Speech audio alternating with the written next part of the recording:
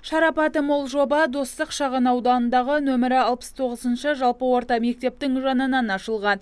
Өйткені аз қамтылған отбасылар көп тұрады. Мәселен, аталған мектепте 2300 бала білім алса, оның 670-і әлеуметтік жағдайы төмен отбасыдан шыққан. Жобаны жүзеге асырған қалалық жастар орталығы халықты қайырымдылық жасауға үндейді.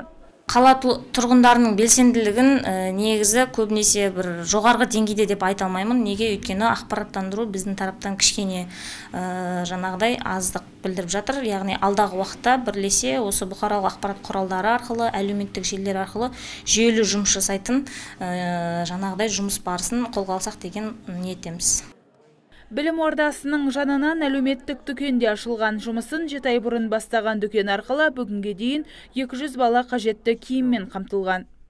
Киім кешектен бөлек бізде жаңағы өткенде қаңтар айында жаңағы 10 адамға, 10 жанұяға бұл кісілердің тарапынан қаржылай және азық-түлік ретінде көмек берілді. Оны жаңағы әлеуметтік жағдайы төмен отбасыларға тарқаттық. Одан кейін жаңағы одан бөлек жағдайлары төмен және бір іспен айналысатын адамдарға машина, тағы да басқа осы сияқты заттарын алып беруге үлкен көмектесті. Қазіргі таңда жоба аясында 15 ерікті жұмыс істейді. Олардың қатарында Рамазан Әмір мен Арай Жақабай бар. 8-ші сынып оқушылары бос уақыттарын тиімді пайдаланып, кең болсаң, кем болмайсың ұстанымын сақтайды. Бұл іспен айналысып жатқанымызға бірнеше ай болды. Аптасына 5 рет келіп жатырмыз. Сағатына 2-3 сағат уақыт бөлеміз. Мен ішкі сезімім жақсы болады. Оларында көңіл-күй көтеріледі. Оларда сәл өздерінің балаларына беріп, ол қатты қуанатын жағдайда бар.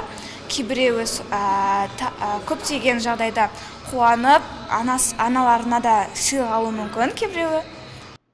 Жоба аясында жыл соңына дейін 170 қайырымдылық топтары ашылмақ. Бүгіннің өзінде 26-сы өз жұмысын бастады. Осылайша әлеуметтік дүкендерді қаланың әр ауданынан ашу көзделіп отыр. Ұйымдастырушылар қайырымдылық концерттерінде өткізуді дәстүрге айналдырмақ.